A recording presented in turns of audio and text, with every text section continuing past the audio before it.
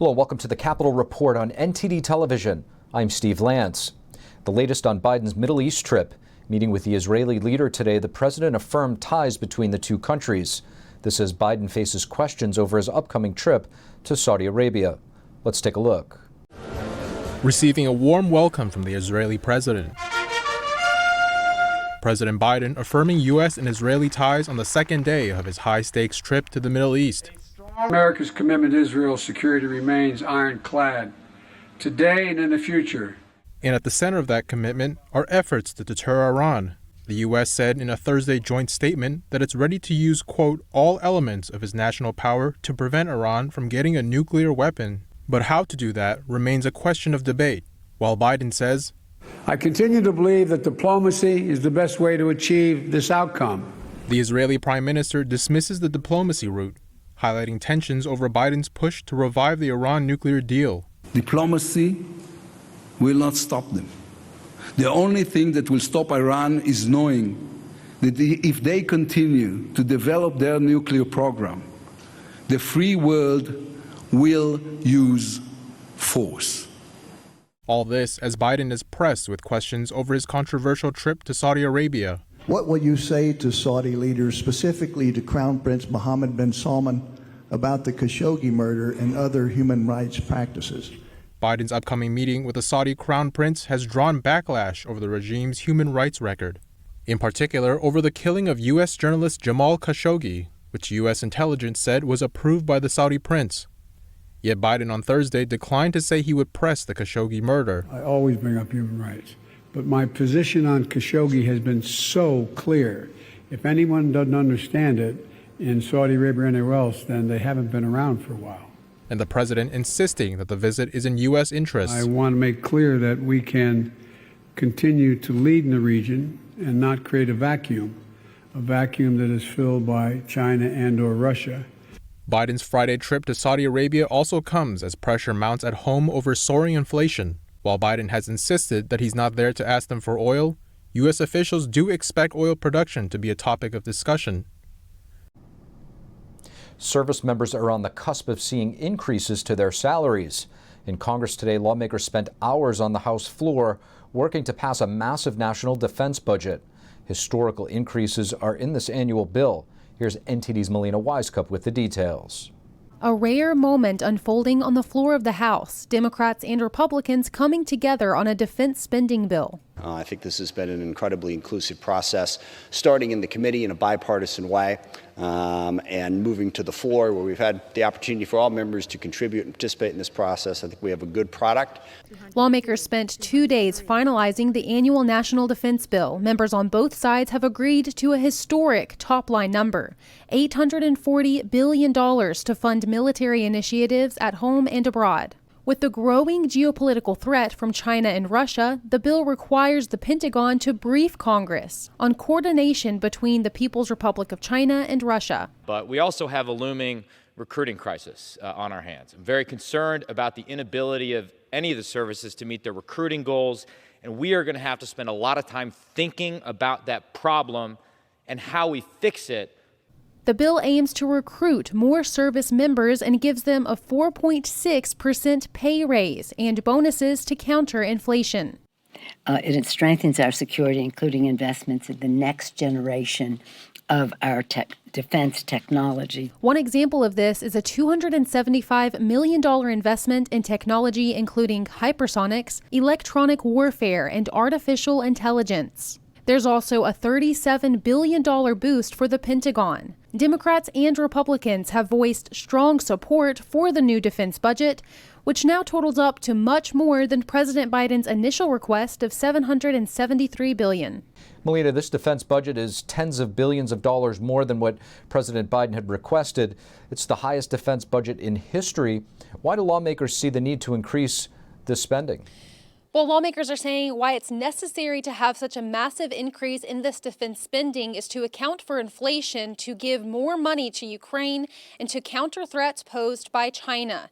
Considering the amount of bipartisan support we saw here in the House, overwhelming support from Republicans, this indicates that it could have a smooth passage over on the Senate side. However, we have to see how that debate unfolds, because there could be a couple of senators who are in a disagreement with some of the pieces of that bill.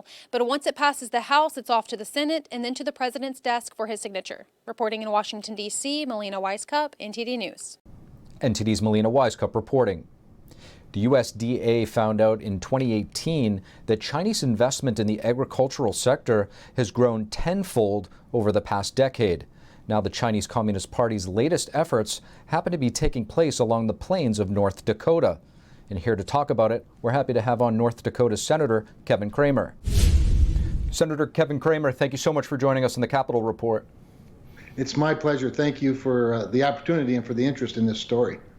Senator, a company in your home state of North Dakota with close ties to the Chinese regime has recently purchased 300 acres of farmland. This purchase is raising some concerns. What are some of those concerns? Well, there's one very specific concern that has a lot of people focused on it, and that is that it's in fairly close proximity to the Grand Forks Air Force Base.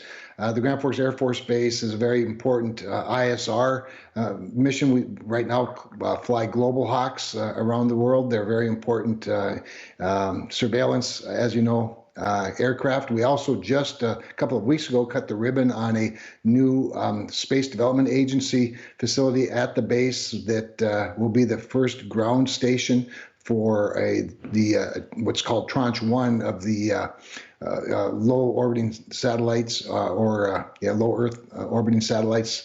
And obviously, that surveillance capability includes the uplinks and downlinks of lots of data and whatnot. So the prospect of the Chinese government, the Chinese Communist Party, which is obviously quite well known for its ability to spy and its willingness to spy and steal, that's of concern. But I would have to say that for me personally, it's really even a broader concern than that.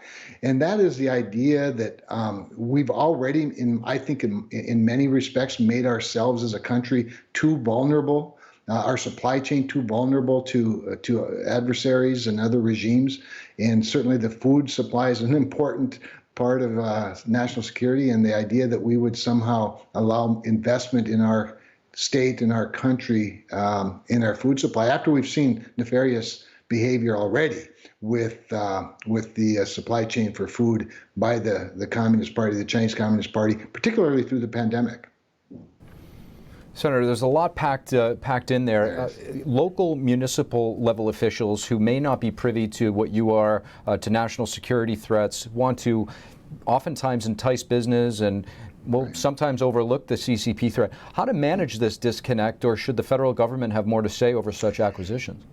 Yeah, so really good point. I don't really like the federal government to have much more to say about much of anything at the local and state levels. I'm in very regular contact with Mayor Boshinsky. The Governor Burgum has asked for my assistance as a member of the Armed Services Committee to get more review, better review, and to make sure we inform them of any specific threats. As I've often said, and as I just said a little bit ago, it's really the broader threat. Frankly, I think as a national strategy, we ought to find ways to decouple ourselves from China, and not find more ways to bring them in, particularly with investments in our country. So I am supporting it, along with Senator Hoeven, and the city itself has asked through a lawyer for a CFIUS investigation or review. The problem with CFIUS is that agriculture is exempt from CFIUS. That's the Committee for Foreign Investment. So they would have to make an exception on this one. But we also, of course, Marco Rubio, who's the ranking member of the Intelligence Committee, Mark Warner, the chairman of the Intelligence Committee, they've come out in opposition to this because they have intelligence concerns. But we're going to try to provide every tool that we can as federal officials to help the community and the state make the best decision that they can make. But the decision ultimately is theirs. It is not ours, even though I am adamantly opposed to this investment being in my state. China has been a predatory investor for a long time in a lot of places. You look at, the Belt and Road Initiative, of course, and we're certainly not a third world country by any stretch, but they've demonstrated a willingness to use economic enticement to gain access to very important assets, whether it's a port in Sri Lanka or an airport in Uganda. They are very strategic. And they're very quite open, frankly, about some of their tactics. I just don't think we ought to be, during this time especially, this time being a time when we're watching a war play out in Europe, where a communist nation is trying to spread communism in Europe, and you're looking at China, who's been quite open about their desire to reunite their old China, and speaking specifically now, of course, of Taiwan. So I just think it's a peculiar time to be adding Chinese Communist Party influence into our country.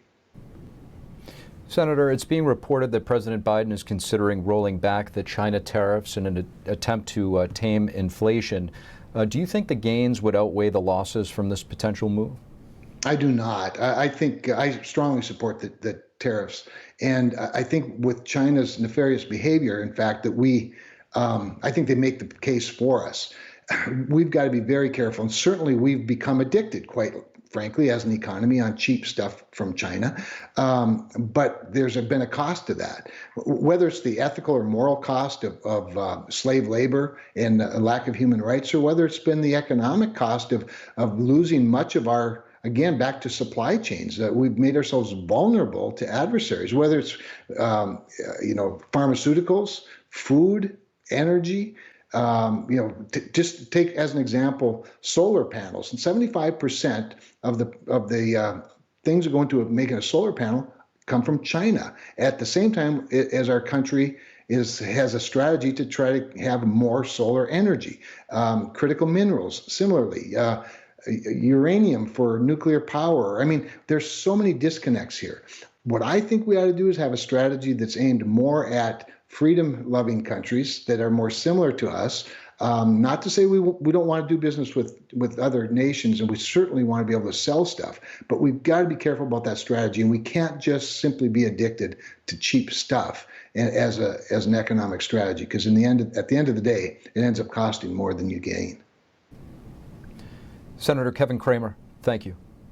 My pleasure. Thanks for the opportunity. Stocks fell across most sectors today as investors prepare for another rate hike by the Federal Reserve. Inflation rose to a new high of 9.1% for the month of June, increasing the cost of living for Americans and making higher interest rates unavoidable. Crude oil prices also fell by about 4% today, indicating an economic slowdown. Meanwhile, lines at food banks are getting longer as more Americans turn to handouts to offset surging food costs and gas prices. Many are reported to be arriving on foot instead of driving, and some families with jobs are visiting food banks for the first time, finding it impossible to get by without some additional help. Today, Senator Lankford blocked Democratic efforts to unanimously pass a bill protecting interstate travel for abortion. He says that the issue is not just about women, but also about valuing a child's life. Conversation today is not just about the right to travel and the right to health care. It's deeper than that. It's the right to live. A measure by Democratic Senator Catherine Cortez Masto and other Democrats would prevent states from punishing women traveling out of state for an abortion. It would also give legal protection to health care providers who provide such abortions. Several states put restrictions on abortions since the Supreme Court recently overturned Roe v. Wade. Democrats are looking for ways to ensure abortion access, including interstate travel. Lankford said that no state has banned interstate travel for women seeking an abortion. He added that misinformation has resulted in pregnancy crisis centers getting attacked throughout the country. And House Speaker Nancy Pelosi today told reporters that the House will vote tomorrow on a bill to expand abortion access. The Democrat-controlled chamber is expected to pass the bill to make Roe v. Wade the law of the land. But considering Democrats lack the votes to get it through the Senate, this effort appears to be more symbolic than substantive. Today in the Capitol Rotunda, House Speaker Nancy Pelosi, Senate Majority Leader Chuck Schumer, and other congressional leaders paid tribute to the last World War II Medal of Honor recipient. Chief Warrant Officer Herschel Woody Williams, known for his heroic acts in the Battle of Iwo Jima, died in June at the age of 98. Both senators from his home state of West Virginia honored him in a recent floor speech. Senator Shelley Moore Capito recalled a time when Williams humbly asked how he could be worthy of such an honor. Why was I selected to receive our nation's highest award when Marines right beside me didn't make it home? And that just tells you everything you need to know. That shows you the kind of man that Woody Williams was.